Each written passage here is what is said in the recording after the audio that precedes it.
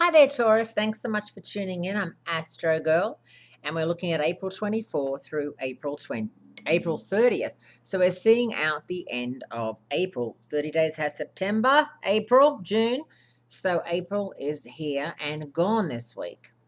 Communication and love are the stars of this week's show, Taurians. With a Taurus new moon this week and a Mercury extension and a Venus re-entry. Both Mercury and Venus are called inner planets because they are located in between the Earth and the Sun. Their orbits are the fastest in the solar system, and their proximity to Earth makes them easy to relate to.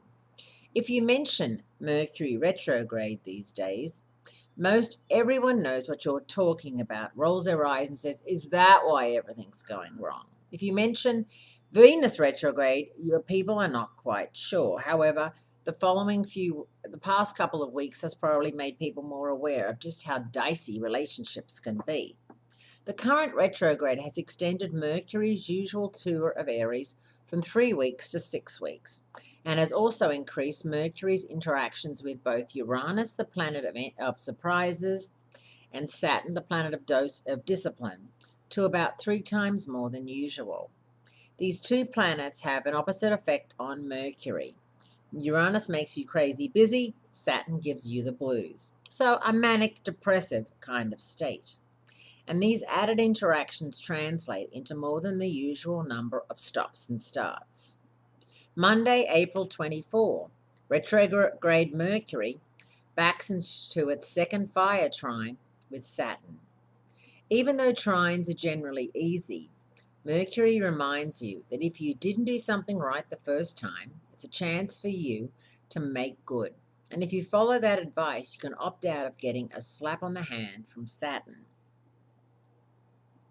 On Wednesday, April 26th, the double Taurus energy of the new moon is free of conflict, poised to help you start something beautiful and long-lasting over the next 2 weeks.